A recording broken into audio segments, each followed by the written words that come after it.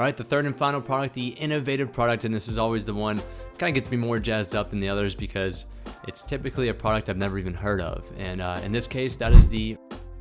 Welcome to September's episode for the top products to be selling on Amazon.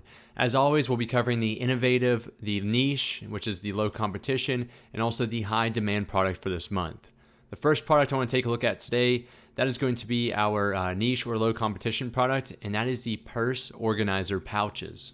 Now this product solves a very important problem for those who have purses, and that is an actual organizational insert that they can put within their existing purse. If you look within a purse, there's usually one or two pouches, if that, and the rest is really just open space. So this product solves that issue. As you can see here on the right-hand side, they're showing a stencil diagram of a purse and then what this product would look like inside it. And within this product, there's going to be pouches, there's going to be zippers, really things that are necessary to organize and to contain everything. Now, one other thing I want to point out on the first listing page here is that the prices vary quite drastically. So you can see this DGAS seller at $45, the whole way up to $72.89. And then we also have some products in here that they don't really fit in the niche. They are showing up, but they're more so for organizational office supplies, such as pencil holders, as you can see here. Now that is something that you'll face in low competition niches. Other products that don't necessarily fit what people are searching for may fall into this niche, but we just need to be aware of what the top sellers are doing that are selling the exact product that we'd be selling. All right, heading over to the Jungle Scout data, I'm going to look at one thing that I like about this and then one thing that we should be a little bit more cautious about. That will help speed things up through this entire process. So looking at the data, the first thing that caught my attention is the monthly search volume, over 12,000 monthly searches. Now this isn't something that's been happening for 3-4 months. This is something that is fairly new to this niche. And we can tell that by looking at the 2-year historical search volume trend at the bottom here. There's barely anyone searching for this idea, and then this past May, we began to see an increase in search volume, in other words, demand for this type of product. So it's sitting pretty high right now, and that's obviously a good sign. Now here's one thing that we need to be cautious and a little bit concerned about, and it's something I already brought up, which was the price discrepancy for this niche. So Jungle Scout, when they look at the entire niche in this opportunity finder tool, they're stating that the average monthly price is $12.63. Now, if we run the numbers, I'm going to be the first one to tell you that it's going to be very difficult to turn even a 20% profit margin if we were to sell this at $12.63 or less. Now, I'm going to jump back to the first listing page. And again, I'm going to point this out. The product that we are going to be focusing on selling, which is what people are searching for, is this type of product, which is the insert that goes inside a purse. If we look at the top competitors, we can see that they are much higher than $12.63, like $67 and $72. So let's keep that in mind. It is something to be a little bit cautious about if sellers tend to begin selling theirs towards that lower end in the average price. But looking at the top competition and one of the top brands in this niche, I think we could definitely meet that $50 to $70 range for fair market value. All right, so here's an Alibaba seller. Checking out their listing here. They offer 4 different sizes ranging from medium the whole way to extra large. Now, if I were going into this for my own business, I want to differentiate myself in a couple of different ways. The first way is I would sell 2 units per set on Amazon. So I'd sell a medium and probably this slender large. This would require a little bit more investigation and understanding of what the typical and most popular purse size is, but without even looking into that, I'd probably sell 2 that are slightly different in variety of size. The second thing is think of the colors. I wouldn't get too vibrant because I'd imagine anyone who's purchasing this, they'd want it to blend in with the interior of their purse. However, I would be a little bit more aggressive in selling a product that is different from what the competition is currently selling, just to stand out on that first listing page. The third thing I want to point out is just that this product is collapsible, as you can see up here. Now that's great for us as FBA sellers because we're going to be able to package this much tighter than if it were to be expanded, meaning less FBA cost and less storage cost. So one of these products go for $3.15. Once we add shipping in there, we're looking at about an average of $4.50 per single unit. And when we go to the revenue calculator after this, we'll have to multiply that by 2 because we're going to be selling 2 of these supplier units within 1 set on Amazon. Okay, and now that we're looking at the calculator, I saw $39.99 as a fair minimum price We know that one top brand is selling them at $60 to whole way up to $75 per unit. We're going to be selling 2 of these at a much lesser price, and we'll still be able to turn close to a 48% profit margin, which is excellent. So the fulfillment costs are fairly inexpensive because we're able to compress it, as I mentioned previously. So we'll jump down to the cost of goods sold. Again, remember we had to multiply that by 2 because we're selling 2 units per one set on Amazon. So that comes out to a little bit over $9 per set.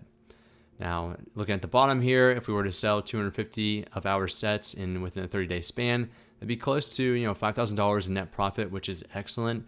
And again, a margin of 48%. Okay, let's talk about our high demand product for the month, and that is slippers indoor.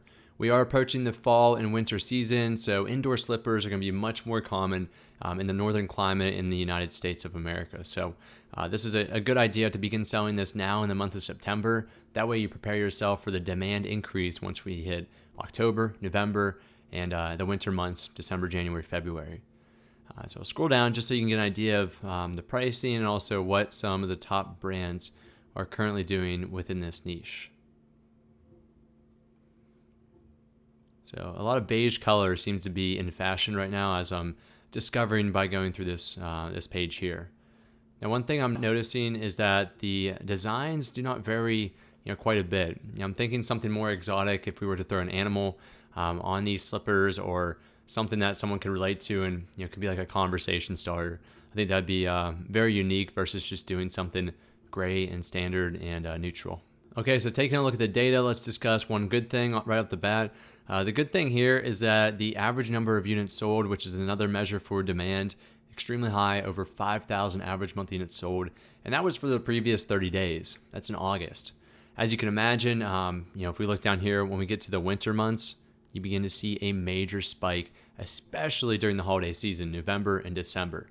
So I'm telling you, if you can begin selling these sometime late September to early October, you prepare yourself to gain those initial reviews to build credibility in the marketplace. And then come November, with the help of advertising, you're going to be really able to generate a lot of sales over the course of those 2 months. So that's one thing I absolutely love about this niche. Now, the one thing I'm a little bit cautious about is really anything that is clothing or apparel, such as an item like this. Now, the reason I'm cautious about that is because typically it involves sizes, which are variations. The more variations you have, it could lead to possible inventory stocking up and stockpiling at Amazon, and it's also just more you have to handle as an independent seller. So you may have to sell a small, medium, large, and extra large size. That's for you to decide, but that's just one thing. Keep in mind that you will have to be able to sell to different people who have different size feet.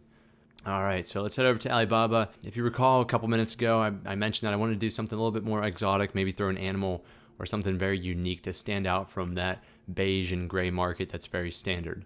I found these cow slippers indoor, and you may turn away some customers, but I think I'd rather be more unique to the market and offer something that provides a solution, and it's also different than any other sellers. So to me, I'd rather take a little bit more risk and in order to reap that reward. So a pair of these are going for $3.94. They're currently on sale. I'm not sure if that's going to be the case by the time you're watching this video, but that would put our total unit cost at about, I think, $5.30 with shipping, which isn't too bad at all, especially if we can sell these for about $19 to $25. All right, the last step here, let's crunch some numbers. I have the sales price at $24.49, which is actually the average sales price for this niche, so that's very fair to do. We have a general $5.69 for the fulfillment cost, a little bit on the higher end. I am quoting the extra large pair of slippers, not the small, so you could probably expect somewhere in the $4 range for the small ones, but I just want to be conservative here.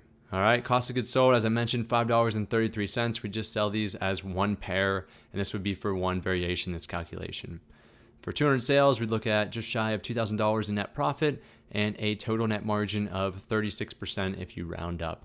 I always want that to be above 35%. That's just something I've discovered from my own experience, because that gives you enough room for 15 to 20% for your advertising budget in order to still turn a decent profit and make it a desirable investment. All right, the third and final product, the innovative product, and this is always the one that kind of gets me more jazzed up than the others because it's typically a product I've never even heard of. And in this case, that is the rolling magnet. These are better known as magnet sweepers with wheels. They're used in departments, they're used in tool shops, manufacturing facilities to pick up any screws or nails or anything that is magnetic that could be on the floor. And using magnetism, it's able to pull those up as a conventional sweeping method. These are very simple by looking at them. I'm sure they have a long magnet in them, and that's really the expensive part of it. But other than that, it's really probably just aluminum alloy or some type of sheet metal. And then you have a pole and obviously your two wheels. So scrolling through the first listing page, these are fairly high in cost. They're about $50 to $100 depending on the size. Some are 24 inches long, some are 17, some are 36.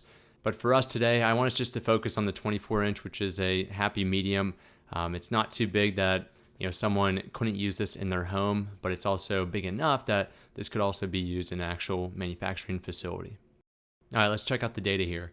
Now, with any innovative product, we are accepting more risk and the possibility of more reward, especially with the upcoming holiday season. So, what I like about this niche is the search volume. Even though we began declining in search volume near the end of last year, so that could be a predictor before the holiday season that we might see a decline in demand. But from what we're seeing now, from May up until today, we're seeing a very strong increase in demand. I'm not sure if this Amazon reporting change with the data affected the results down here to make it somewhat stagnant over that spring period.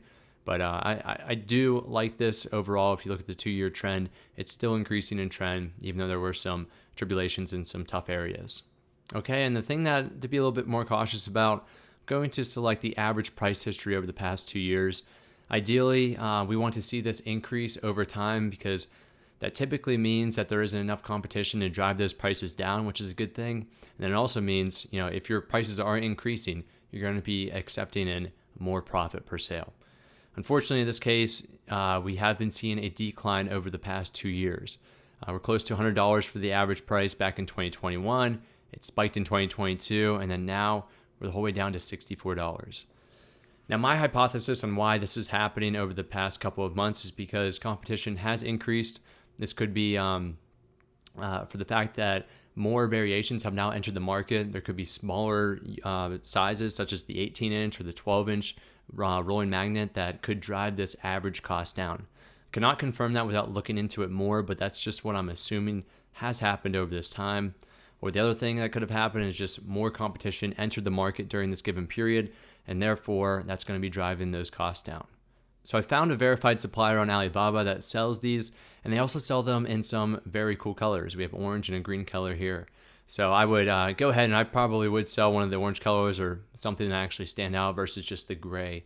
I didn't even see another color of these on the first listing page. So that's a good way to differentiate it right there. Anytime we're selling a new product on Amazon, always do your research with patents and intellectual property. So I would ask the supplier if they have an existing patent in the United States for this product.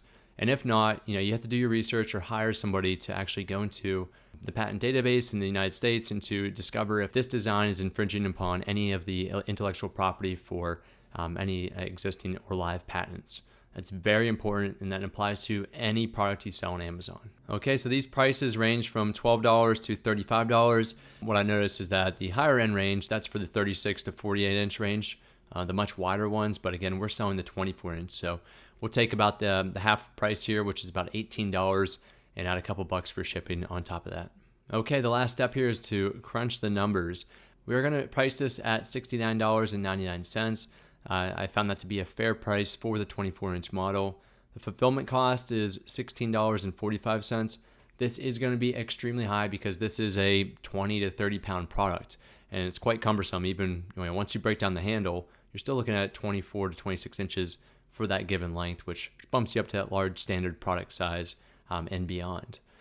Scrolling down, our cost of goods sold is $19.50. This assumes $1.50 for shipping per unit and $18 for the unit itself. So this brings our profit over $2,000 and a slightly low profit margin of 31%. Now, if this were me, I'd probably take a second look at this. I definitely would want to obtain a firm quote from the supplier to see what this cost of goods sold would be for that model, and then ultimately see if I could strike any deal with that supplier. to really get us above that 35% profit margin. As always, thank you for watching, and make sure to stay tuned for next month's top video for the best products to begin selling on Amazon.